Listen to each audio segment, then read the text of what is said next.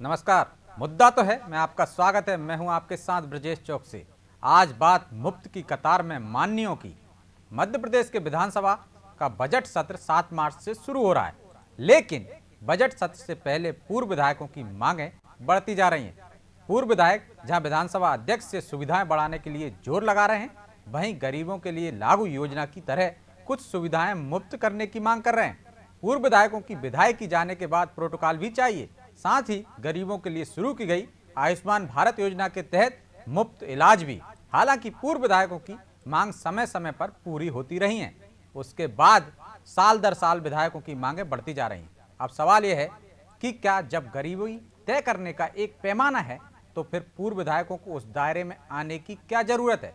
और जब प्रदेश की माली हालत ठीक नहीं है, तो फिर इन माननीयों को अतिरिक्त सुविधाएं क्यों दी जाएं? बल्कि क्यों नहीं इनकी सुविधाओं में कटौती की जानी चाहिए? क्या खुद से जुड़े लाभों का निर्णय लेने का अधिकार विधायिका को मिला है, उसका गलत उपयोग किया जा रहा है? इसी पर चर्चा करेंगे, लेकिन पहले देखिए यह रिपोर्ट। मध्य प्रदेश विधानसभा का बजट सत्र 7 मार्च से शुरू हो रहा है। 25 मार्च तक चलने वाले इस बजट सत्र को लेकर अधिसूचना भी जारी हो गई है। 19 दिनों तक चलने वाले सत्र में 13 बैठकें होंगी, लेकिन विधानसभा का बजट सत्र शुरू होने से पहले पूर्व विधायकों ने सरकार से सुविधाएं बढ़ाने की मांग शुरू कर दी है। पूर्व विधायकों ने विधानसभा अध्यक्ष गिरीश गौतम को ज्ञापन देकर विधायक से आधी पेंशन देने की मांग की है।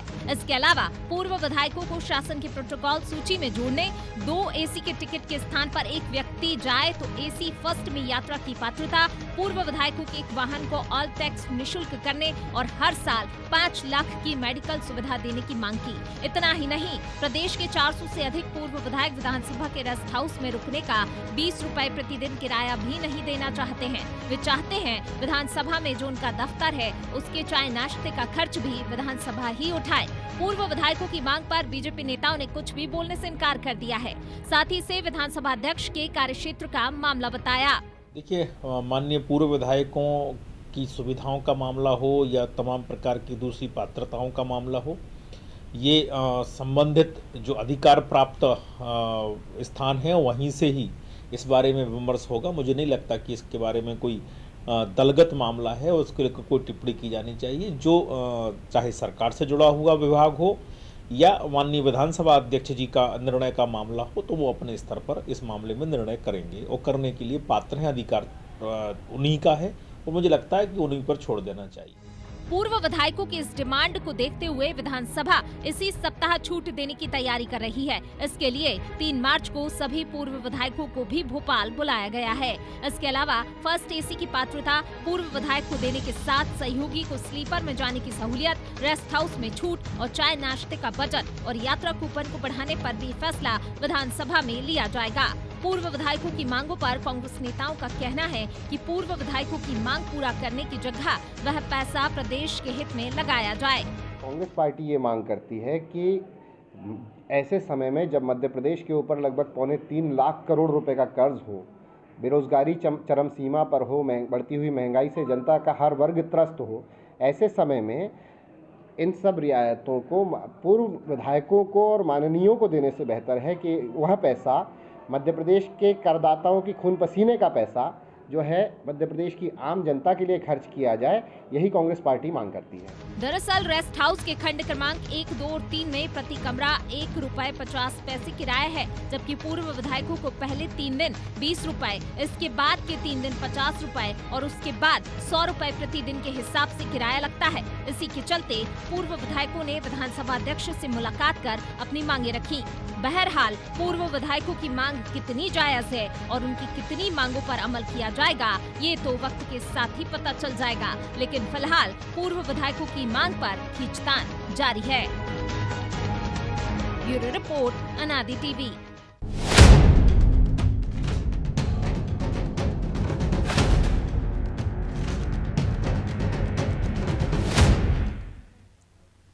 मुफ्त की कतार में माननीय, इस मुद्दे पर चर्चा के लिए हमारे साथ मौजूद हैं डॉक्टर दिव्या गुप्ता, प्रवक्ता हैं बीजेपी की, और प्रताप भानु शर्मा, पूर्व सांसद कांग्रेस से, और अशोक शुक्ला, वरिष्ठ पत्रकार। तीनों मेहमानों का बहुत बहुत स्वागत है।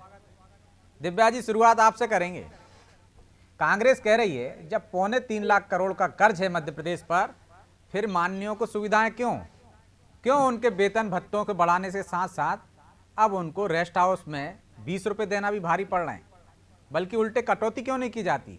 लोगों के आयकर से, जो गाड़ी कमाई से जो टैक्स देते हैं, वो इन माननीयों पर खर्च, वो भी पूर्व विधायकों पर।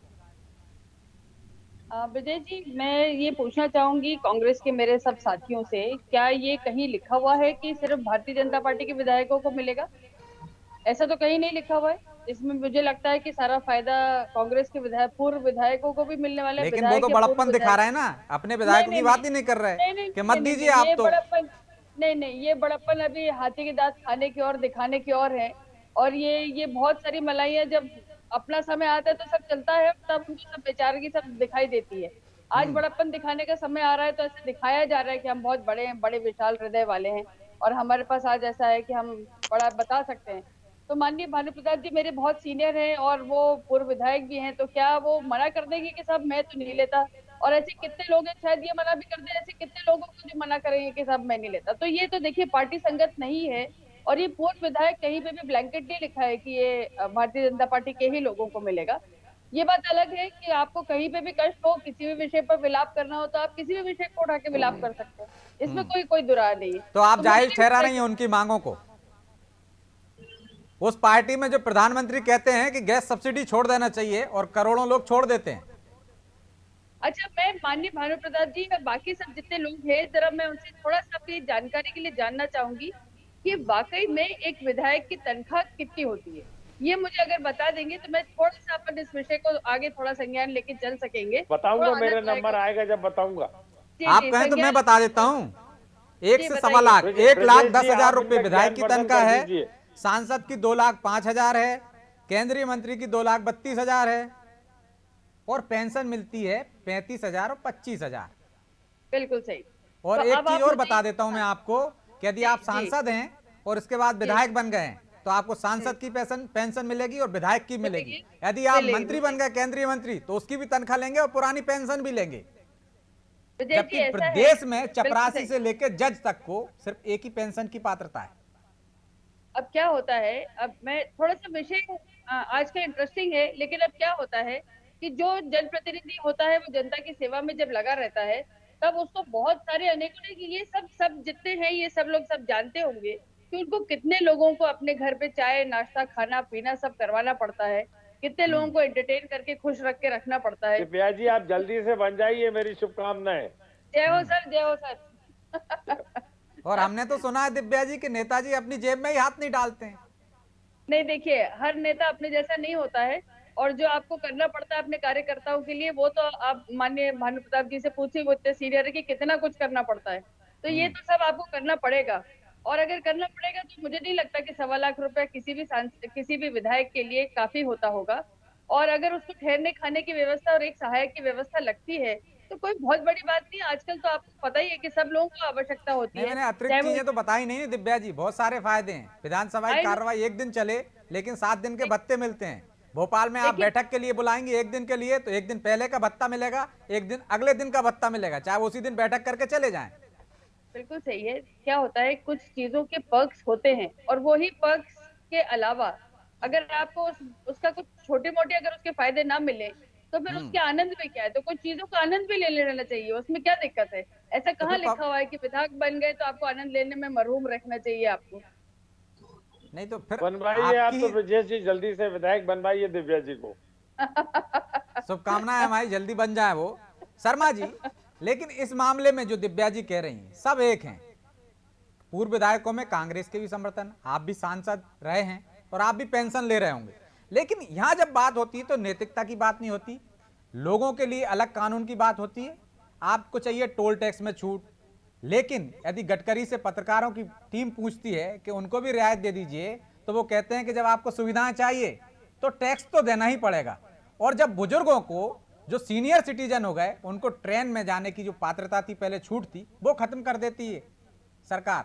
और फिर क्योंकि अपने ही लोग हैं इसलिए उनको जो चाह दे दो।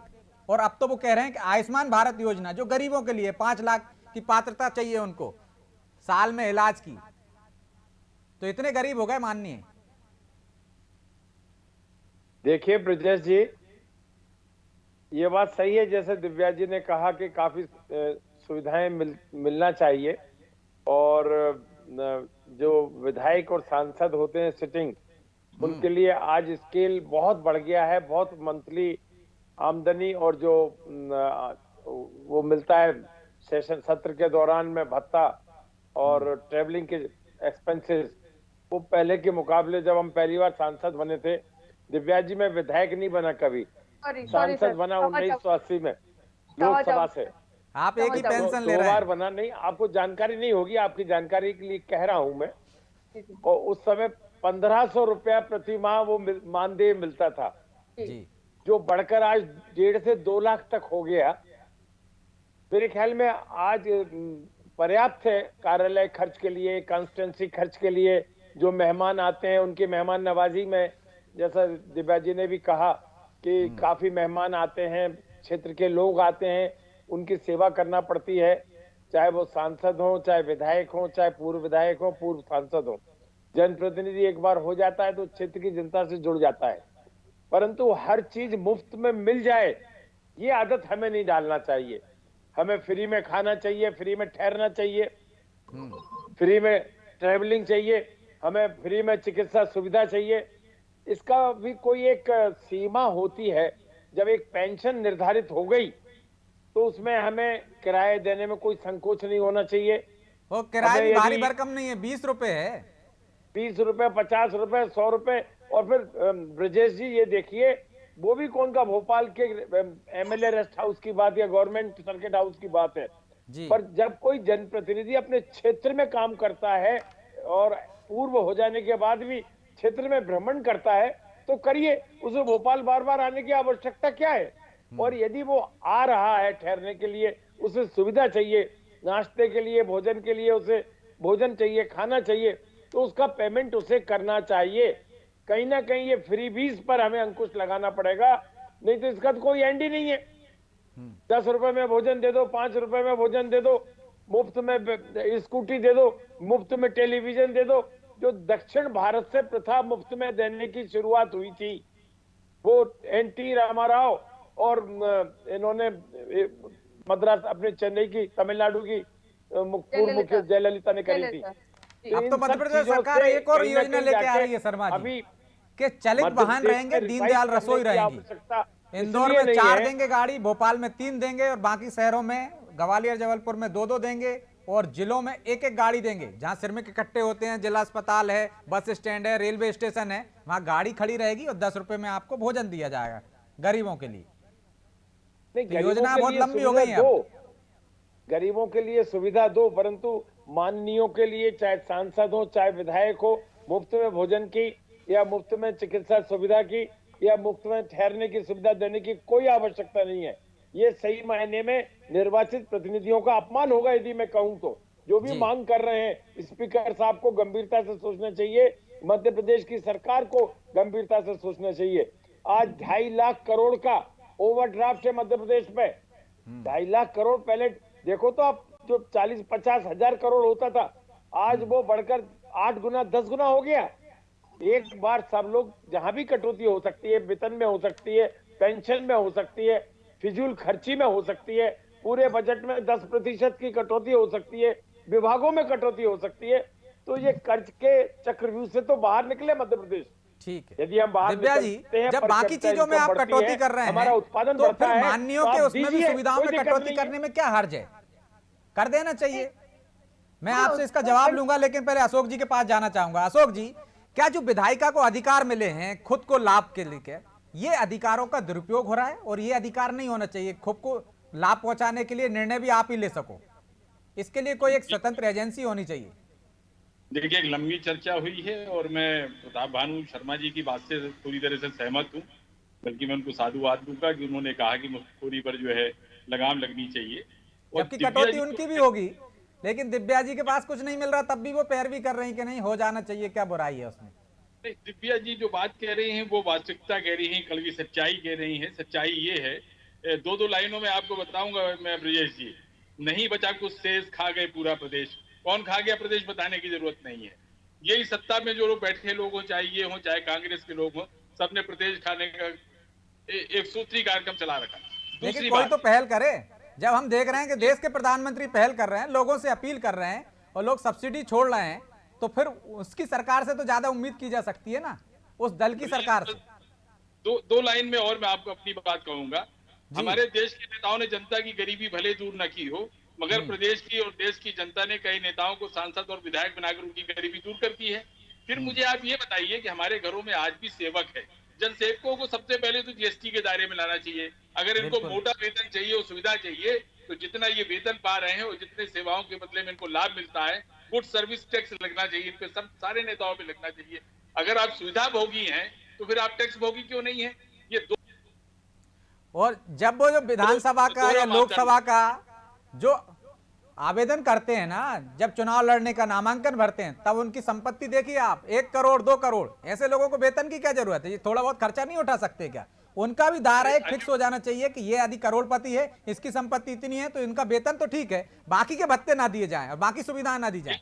ब्रजेश जी, एक एक चुनाव में मैं खुद देखने वाला हूँ, ये 5-5, 7-7, 10-10 करोड़ रुपया चुनाव में खर्च करते हैं। ये सेवा के लिए खर्च करते हैं। न जनता से डरो, न शर्म करो यारो, राजनीति कारोबार है, घर भरो यारो।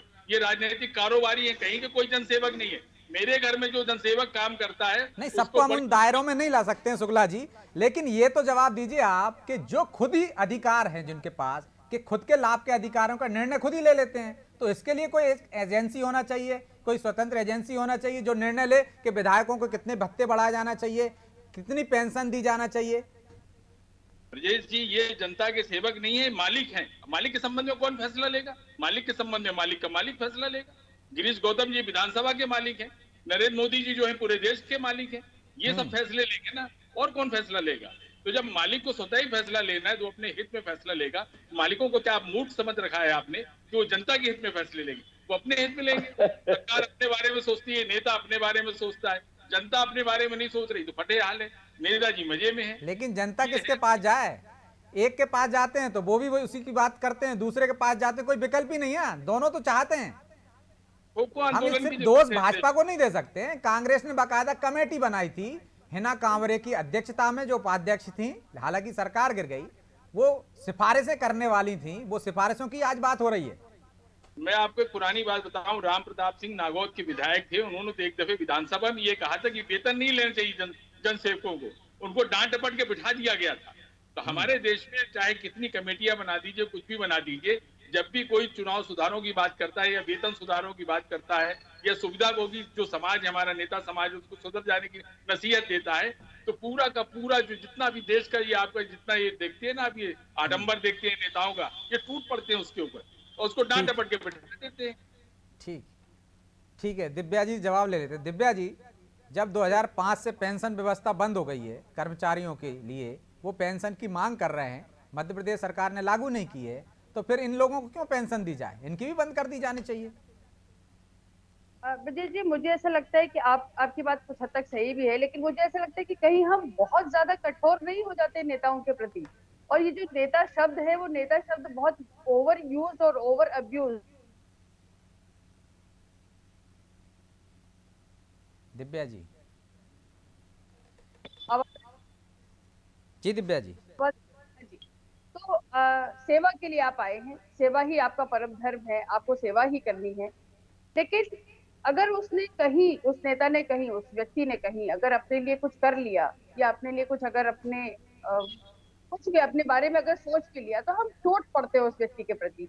जबकि हालांकि देखा जाए तो मेरे ख्याल से सब इस बात से सहमत होंगे कि ना भी करते हुए, जो भी करते हुए, वो फिर भी जनता की सेवा में सतत तो लगे ही रहते, चाहे कांग्रेस हो कुछ हो। अगर वो नहीं रहेंगे तो वो मौजूद नहीं रहेंगे, वो सार्थक नहीं रहेंगे, अगली बार उनको कोई चिन्हित नहीं करेगा, कोई लेकर नहीं आएगा।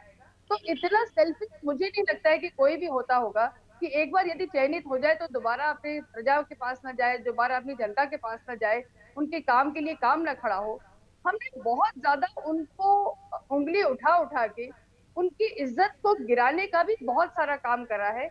और ये कहीं ना कहीं कलेक्टिव एफर्ट भी रहा है कि नेता को इतना बदनाम कर दिया जाए। और दूसरी बात, माननीय भानु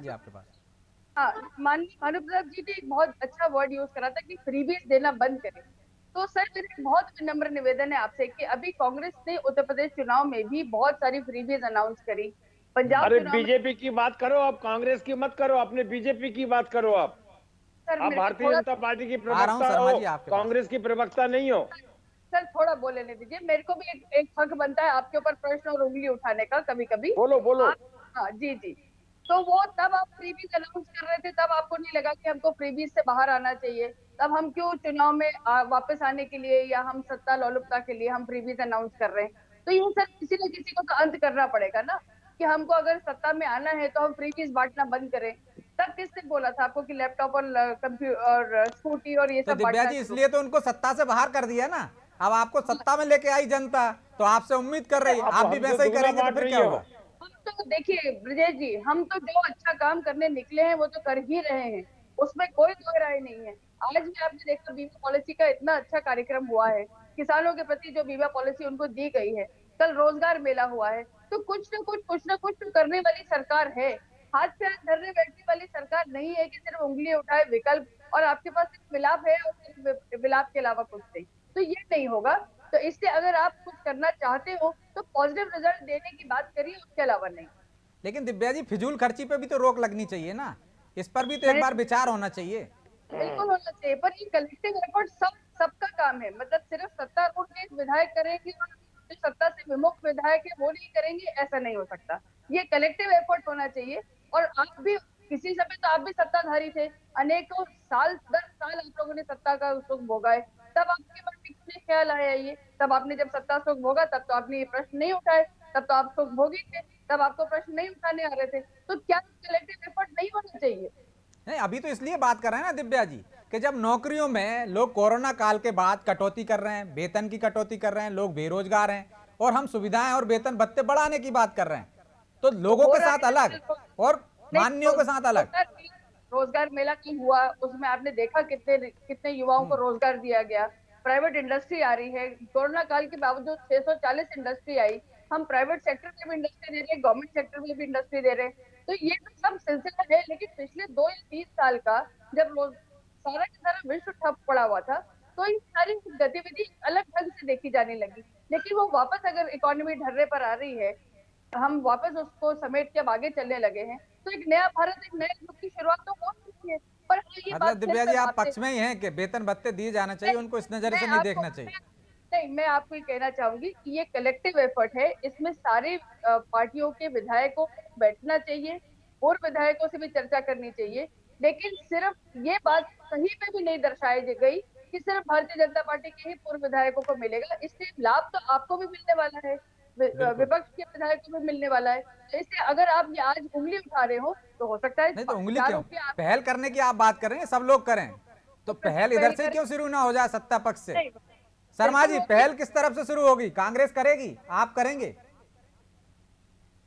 देखिए, मैंने अपने भाषण में या मेरे अपने वक्तव्य में ये तो कहा ही नहीं कांग्रेस या बीजेपी, परंतु इनके दिमाग में बीजेपी का प्रवक्ता होकर कांग्रेस की बुराई करना इनके दिमाग में भरा हुआ है, इनका फितूर है। अब उसके लिए हम क्या करें? मैंने तो सांसद और विधायक शब्द का उपयोग किया है, और उसमें भाजपा, कांग्रेस, गैर कांग्रेस, समाजवादी सभी कवर होते हैं। मैं तो सिर्फ ये बात कहना चाहूंगा ब्रिजेश जी आपसे कि जो सरकार अपने मैनिफेस्टो में, जो राजनीतिक पार्टियां अपने मैनिफेस्टो में फ्रीबीज का ऐलान करती हैं, लालच देती है, मतदाताओं को प्रलोभन देती हैं, उस पे कंट्रोल हमारे राष्ट्रीय चुनाव आयोग को और सुप्रीम कोर्ट को गाइडलाइंस देकर करना चाहिए।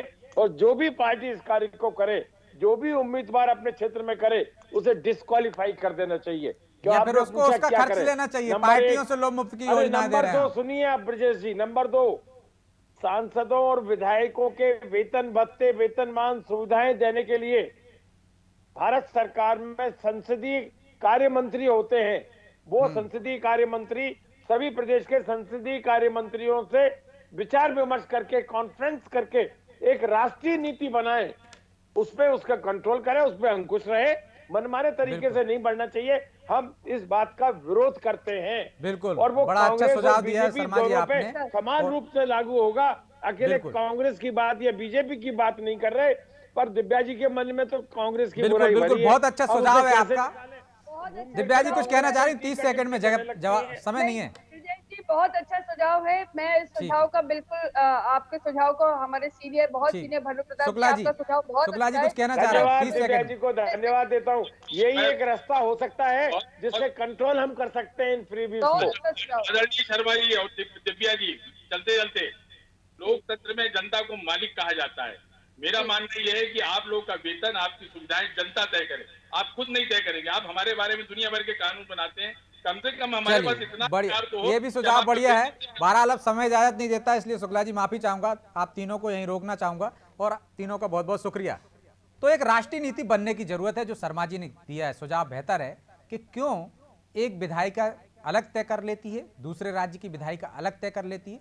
एक राष्ट्रीय स्तर की एक कमेटी बन जाए, जिसमें चाहे तो दूसरे जज को ले सकते हैं, आप मंत्रियों को ले सकते हैं, संसदीय मंत्रियों को, और कमेटी में अलग अलग विधाओं के लोगों को ले सकते हैं, ताकि जिस पर जो निर्णय हो वो ईमानदारी से हो, कि जितनी जरूरत है उस हिसाब से माननीयों को सुविधा मिले। ऐसा कि नहीं कि मन मर्जी से हमें जितना वेतन चाहिए, हमें जितने पेंशन चाहिए उस हिसाब से बढ़ा ली जाए। और जो दो पेंशन की जो सुविधा है उस पर भी कहीं विराम लगने की जरूरत है। उम्मीद है सरकार इस पर भी विचार करेगी। फिलहाल समय इजाजत नहीं देता, इसलिए मुद्दा है तो है। मैं आज इतना ही, मुझे दीजिए इजाजत और आप देखते रहिए अनादि टीवी। नमस्कार।